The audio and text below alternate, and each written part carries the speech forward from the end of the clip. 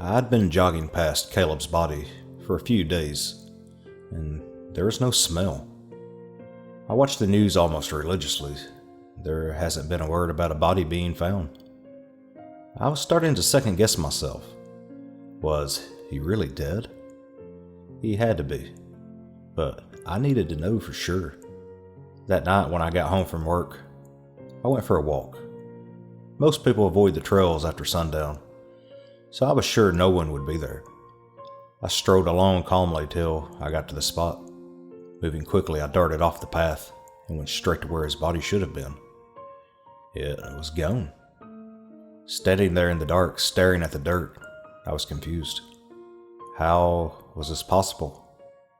I was running all through the scenarios in my head when I heard her voice. "Hey, babe." I turned around to see Tabitha standing there in a black tracksuit with her hood pulled up. She smiled and stepped towards me, looking around with a cute little smirk on her face. "Oh, what are you doing out here?" I didn't know what to say. For the first time in my life, I was scared of being caught. I actually stumbled through my words, a little trying to give myself away. Nothing. I just stepped off the trail to take a piss. What are you doing here?" She smiled, pulling her hood back up and stepping a little closer. "Taking a piss, Are you sure? You don't seem to be in much of a hurry. I thought you might be looking for your friend Caleb." My jaw nearly dropped as she moved closer and kissed me, then whispered, "He's gone. But I've got a little surprise for you."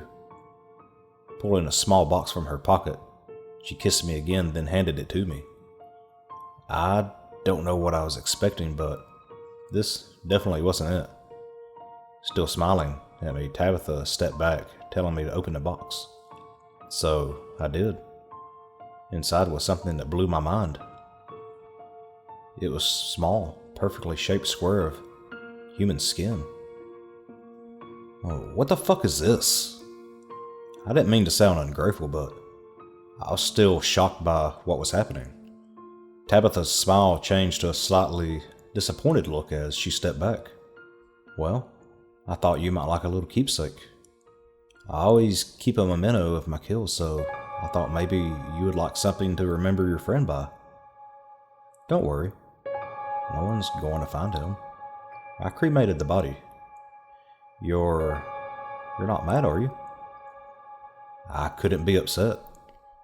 Looking at her in the moonlight, I felt something strange, a slight fluttering in my stomach and warm, fuzzy feeling in my brain. I smiled and hugged her, and then said those three little words that I'd never understood before that moment. "I love you."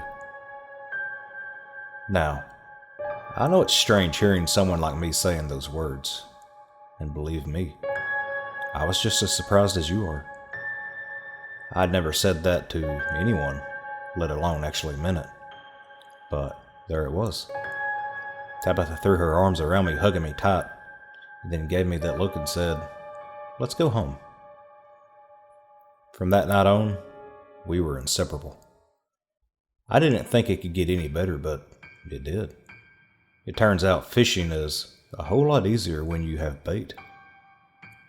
Our first official kill as a couple happened a week after we moved in together. Normally, I plan things out to some extent. Tabitha, on the other hand, was more of a in-the-moment type. We were out at the club one night, having a few drinks. When it comes to liquor, I'm a lightweight. Shot a Jack with a beer back, and I'm pretty much done drinking for the night. On this night in particular, I was pushing it a little. I was on my third beer when I excused myself to the restroom. When I came back, Tabitha was at the bar. There was some random guy hitting on her. I'm not the possessive type. Things like that don't bother me. I paused for a second just watching when she noticed. She shot me that evil little grin, and somehow I just knew what it meant. I fell back, keeping my distance, watching from across the club. After about 20 minutes, she sent me a text. It was time. Getting up from my table and making my way outside and taking out my phone, I stood off to the side of the door pretending to be talking to someone till they came out. They laughed and talked as they strode towards the parking lot. When they turned the corner, I got moving. The guy pulled out his keys, hitting his alarm as they made it closer to the car he was driving. Getting low, I slipped into the shadows quickly, moving through the lot till I was just a car away. I quietly removed my belt, then snuck around to the trunk of the car to get a look. His back was to me while he continued chatting her up. He never saw me coming, moving in fast. I slipped the belt around his neck and snatched him to the ground, then dropped my knee on his face and pulled till he started squirming.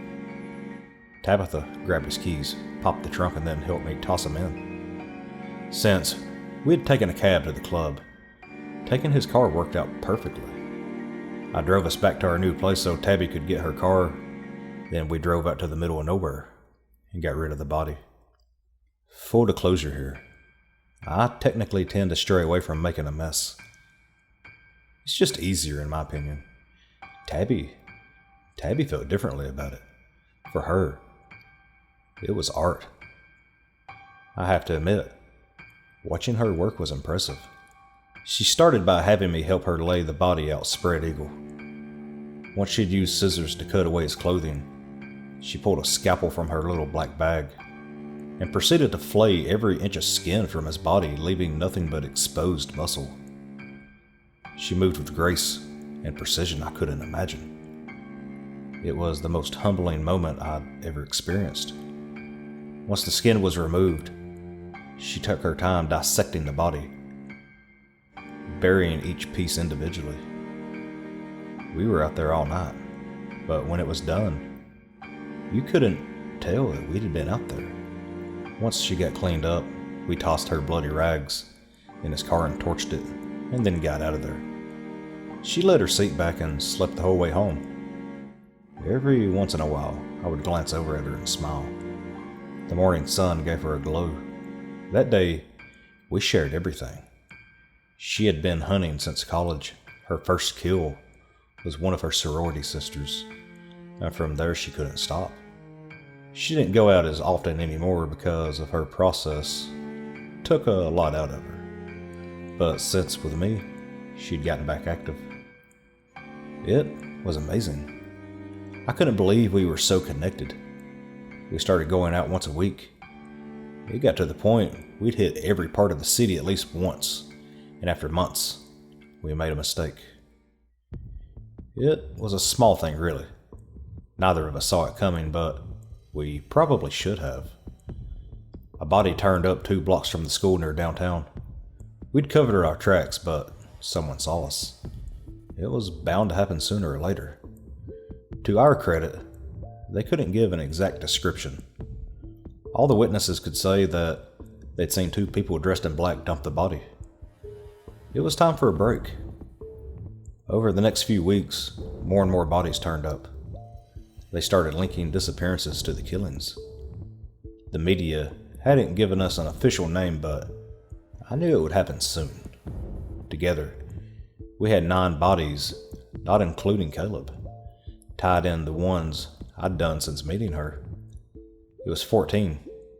Add in her numbers, and we were at 17 and counting.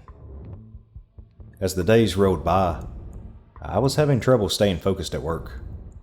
I was feeling off since having to lay low was getting to me. Most days I was quick-tempered and agitated. I found myself getting into confrontations. I couldn't take it anymore. I was riding the bus home after work one evening because Tabby couldn't pick me up.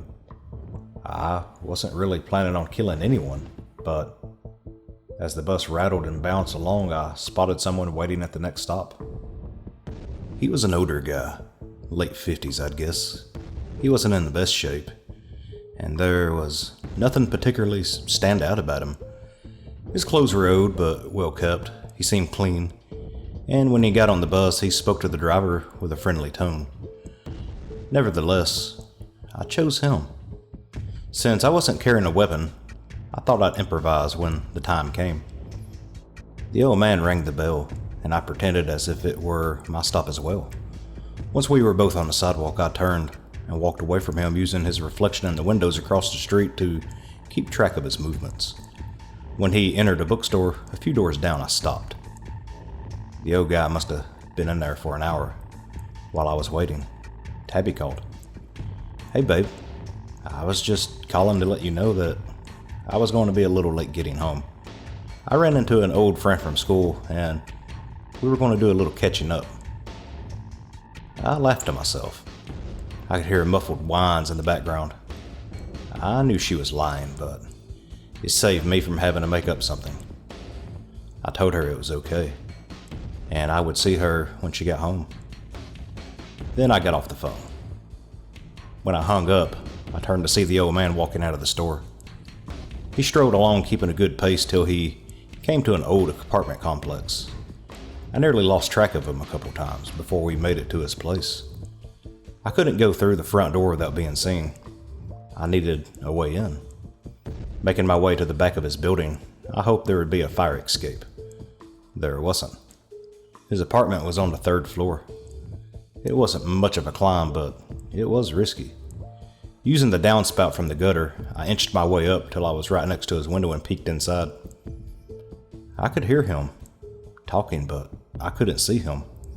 It sounded like he may have been talking to a pet. Reaching out, I tried to open the window, and to my surprise, it wasn't locked. It took some effort, but I was able to slip inside without him noticing.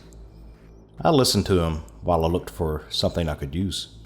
I was in his bedroom. The place reeked of urine and old food. It was nauseating. After silently searching for a moment, I found an old steak knife sitting on a plate of molded leftovers under the bed. Slowly making my way out of the bedroom, I could still hear his voice. "Calm down, girl. Calm down. I know it's uncomfortable. Easy, easy. Don't fight it. Relax. Yes, that's a good girl." Something about the way he was talking didn't feel right. The more I listened, the more I was sure he wasn't talking to an animal. Easing up to the end of the hall, I found out just how right I was. I stuck a look just as the old man set a syringe on the table next to him. I couldn't understand what I was seeing at first. From my point of view, all I could see was the back of a recliner and the old man stepping over to a bookshelf. I didn't see anyone else in the room, and I didn't see any animals. It was now or never. I rushed in, and in my haste, I stepped on something that crunched loudly, causing him to turn around and face me. "You picked the wrong apartment, boy." His voice wasn't pleasant like it was on the bus. Now he sounded rough and angry. I'd underestimated him. A mistake, to say the least. I hadn't had a chance to see who he was talking to yet. He charged, tackling me to the ground, punching me in the ribs as soon as we landed. He was a lot stronger than he looked. We wrestled around on the floor with him snarling into my ear. "I've been looking for a new pet." I did my best to get free. During the struggle, I managed to grab a metal pet food bowl and slam it into the side of his head, buying me a second to scramble to my feet. That's when I saw who he was talking to. There was a naked woman unconscious in the recliner. There were strange symbols carved all over her body. Some were healed while others still bled freely.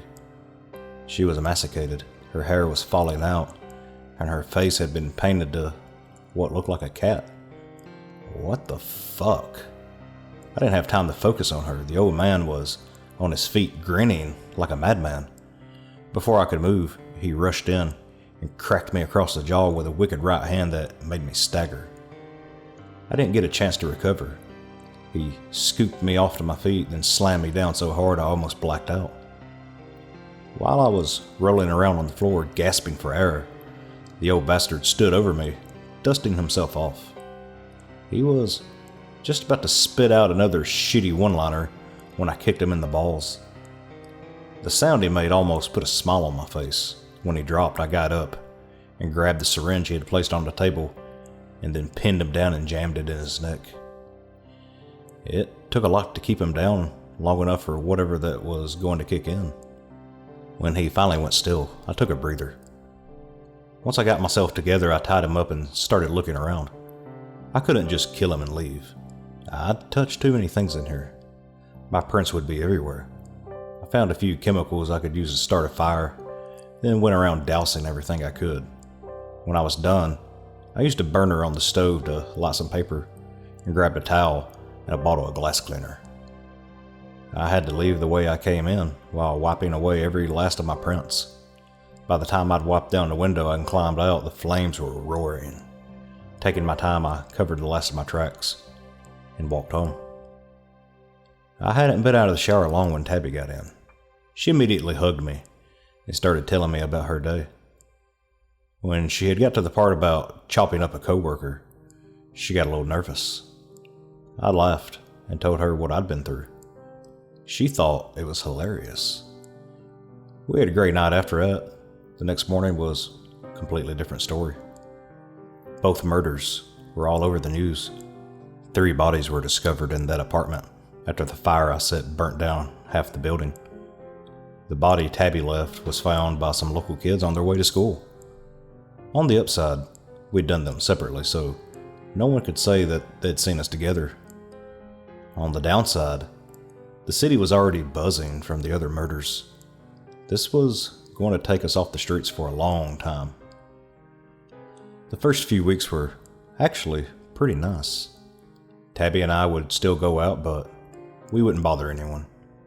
We would go places, make up scenarios just to pass time, but after a month, we started getting a little wound up. And it was summer at this point. We both had some vacation time saved up from our jobs, so we decided to take a trip. We spent a week in Rio, and it was amazing. The nightlife there was unbelievable. I'm not going to tell you what went down there, but I will say we definitely have to go back. When we got home, I was a little disappointed. Someone else was all over the news. There had been 2 new murders during this time we were gone, but these were different. The victims were known criminals, but had been kidnapped and tortured before being killed. I didn't think much of it until I saw the victim's picture. I knew one of them. He was the guy I bought my guns from. Tabby tried convincing me that it was just a coincidence, but something about it didn't feel right. The 2 victims looked very similar, around the same height and build, both bald-headed with dark beards. Now, true enough, there was no telling how many enemies this guy had, but I couldn't get it off my mind. Over the next few days, things slowly got back to normal. It was still incredibly hard not to hit the streets, but I was doing okay with it. Tabby was doing better than I was on that front. She was calm, cool, collected as usual. She didn't have a care in the world till a medical supply store was robbed. The thieves didn't take money. They took surgical equipment, receipt books, and the hard drives from the computers. The computers are what got her attention. She'd been buying her toys at that store for months. She always paid cash, but she would certainly be on security footage. We were both completely paranoid over the next few days. The anxiety of it wasn't something either of us had prepared for. We were arguing over little details, starting to get stirred crazy from not being able to hunt. We'd had enough. Loading up our gear, we drove 2 hours outside the city and snatched a victim. It felt so good to get it all out. We kept her alive for hours, and by the time it was over, there wasn't much left. We calmed down after that, and things got back to normal. Then a month later, early on a Sunday morning, Tabby came into the kitchen and said, "I'm pregnant." It's strange. I never once thought about having children. Not that I had anything against them. I just didn't put any thought into the subject. It didn't seem real until we went to our first doctor's visit, and I saw the ultrasound. Tabby was so excited she could barely sit still, while I felt like someone had just clubbed me over the head. When they said there were 2 heartbeats, I nearly passed out. We were having twins. For the first few days after getting the news, I was in shock. I drifted through my days on autopilot, lost in my own thoughts. By the end of the first week, it was sinking in. At this point, we hadn't been active for a while. Well, not in the city, at least. We were still headline news, but there were these odd events that just kept popping up. The one that really set up a red flag was a home invasion that happened to take place at my old apartment. The new tenant said nothing was taken, but the place had been ransacked. That by itself wouldn't have bothered me. It wasn't the best neighborhood. But when they reported a second similar event at Tabby's old place, I stopped in my tracks. I didn't want to worry her about this, but I needed to know who was looking for us. I should have known she wouldn't let that happen. Before I could begin to come up with a plan, she was coming to me to talk about it. Before you fly off the handle, I know this looks bad. We've got a real problem right now, and if we don't do something about it soon, it's going to be landing at our doorstep. We need to clean the house, make sure there's nothing and no one who could possibly be an issue. Like it or not, we're done. We have to stop. When this is over, we can go back to how it was. We have to think about the children. They're our legacy. If we don't make it, they don't make it. The idea of never killing again didn't sit right with me. I wanted to argue, but I knew better. And she was right, the children came first. We sat and made a list of bodies that hadn't been discovered and people we used for supplies or help. There were 4 bodies and 2 connections. It was a short list, but it wasn't going to be easy. So I chose to get rid of the links first. Number 1 on the list was a woman named Caroline Wilson. I bought my poisons from her because she was a certified chemist. You wouldn't believe the stuff she came up with. I hated having to get rid of her for obvious reasons, but she had to go. I set up a meeting through our usual channels and we agreed to a public exchange. The plan was simple. While I was having dinner with Caroline, Tabby would stow away in the backseat of her car, ambush her when she left. I knew Tabby would put her own spin on it, but I wasn't expecting a spectacle. Caroline and I exchanged goods and ordered as usual. In the typical fashion, halfway through the meal, she called for the check, paid, and left. By the time I finished eating, Tabby was done. She had decapitated Caroline and put her head in the trunk of her own car. A little overdramatic if you ask me, but to each his own, or in this case, her own. Tabby set up the second person on the list. His name was Matthias Burke. He ran the crematorium she'd used to get rid of Caleb's body, saying as this was supposed to be my last kill, I wanted to make it look special. Now, I've seen my fair share of strange shit, but Matt took the cake. Turned out, he liked his women old and cold, if you get where I'm going with that. He was a necrophiliac. Tabby caught him in the act, and that's how she was able to blackmail him into helping her. Lucky for me, I didn't have to see any of that when I went in. I found him cleaning out the oven. He was probably the easiest kill I'd ever had.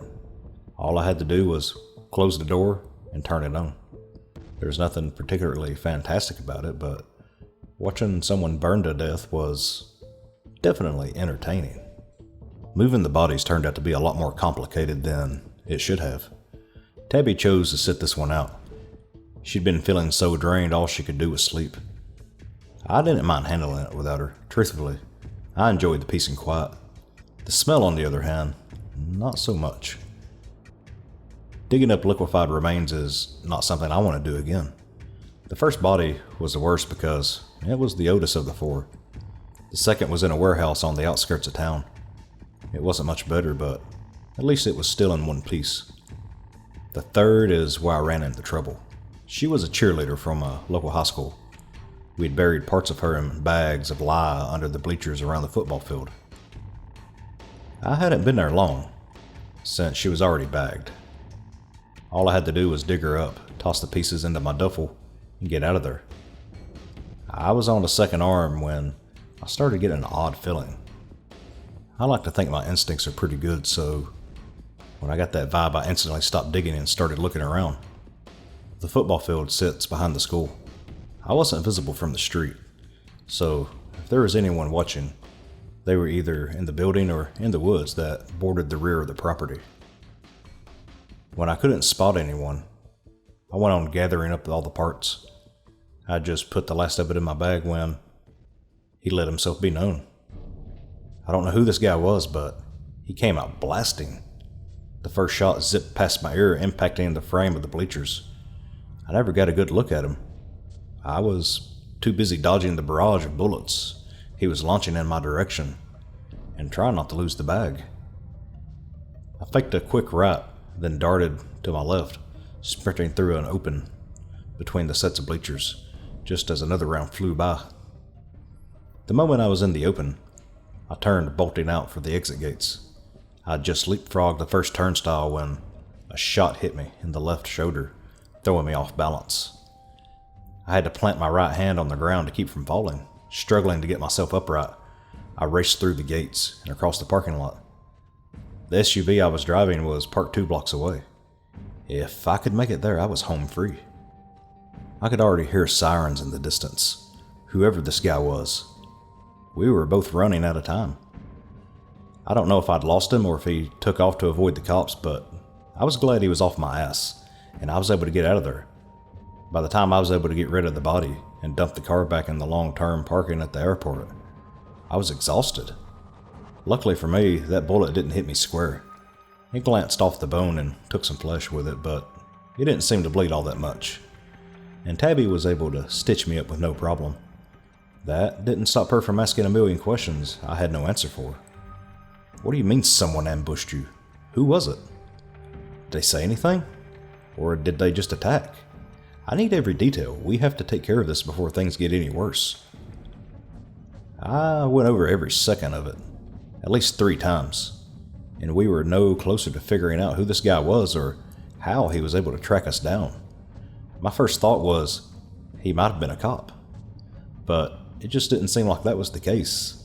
Admittedly, I don't have a lot of experience with police. I've never been arrested, and my dealings with them were limited to tickets and the occasional run-in with an off-duty officer working security.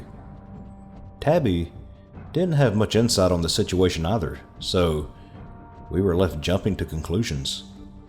I wanted to chalk the whole thing up to a family member of one of our victims, but even if that were true, this guy was clearly well versed with using firearms. Normal people don't move the way this guy moved. I never saw him coming, and that itself worried me. We need to start thinking about getting out of the city. There's nothing keeping us here. My job will let me transfer to another office, but I know your job is local, so you won't be able to work for a while. That was going to happen sooner or later anyway with you being pregnant. Leaving could be our best move. The only other choice is to track this guy down and get rid of him before he finds us. What do you want to do? Tabby sat there for a moment, rolling over her options. She smiled at me and got up from the couch, heading for the kitchen. She came back carrying one of those leather bank bags stuffed with money, setting it down on the coffee table. She gave me that "please don't be mad at me" look and sat next to me. I was going to surprise you with this for your birthday. I've been putting away all the money from our date nights. There's $20,000 in this bag. It's enough to keep us on the move for a while. With the way things are going, we're going to have to leave anyway. I say, let's just go. I had to smile. She was always one step ahead of me. We were in the middle of making plans when it hit me. We couldn't just pack up and leave. We had to vanish. I stopped Tabby from packing and set her down. I've got an idea. No matter how good we are, we had to have left a trail. This guy can find it so the police can find it. The trail has to end somewhere, so why not here? We go out one last time and find 2 people that look something like us. We bring them here. We kill them. We set the building on fire. We take them to an ATM first and have them empty out their bank accounts, making it look like we were about to run. After that, bring them here, stage a fight, and then kill them both and torch the place. With a little tweaking of her own, Tabby agreed that it was the best play. She added us going by the doctor's office on the way out to destroy her files and cover up anything about the children. It was perfect. It took close to a week to find our doubles and put the plan in motion. Tracking down Tabby's double felt strange to me. It was uncanny how similar they were.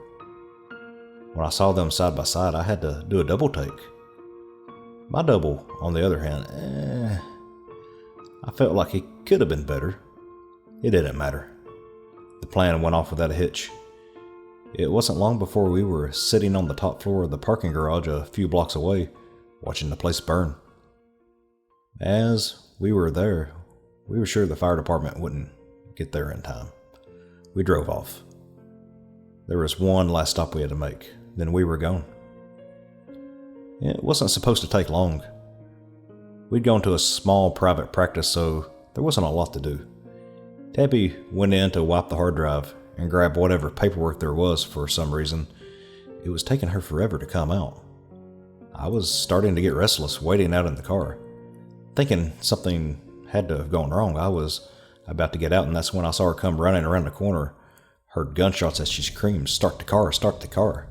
Cranking the engine and grabbing my pistol from under the seat, I stepped out and fired towards the building till Tabby made it to the car. I didn't see who I was shooting at until she was in, and even then I just got a glimpse of a dark figure near the edge of the building. Getting in and throwing it in reverse, we sped through the lot with more shots being fired. Yanking the hard ride, I spun the car, threw it in drive, and hauled ass out of there with the lights off till we were just a few blocks away. What the fuck was that? Are you alright? Was that him? Was that the guy? Did you even get a look at him? Tabby didn't respond. She just kept looking out the rear window, making sure we weren't being followed. When she was sure there was no one behind us, she let out a sigh of relief and sat back in her seat. I'm okay. No. I didn't get a look at him. He came out of nowhere. I was on my way to you when he started shooting. I never even saw where he was coming from. We drove all night, and the next day, only stopping for gas or to switch drivers. We finally came off the road a little town called Eagle Mountain. We got to a room and a local bed and breakfast and tried to sort out our next move. I was watching the news as usual, waiting to hear about the fire when a breaking story cut in.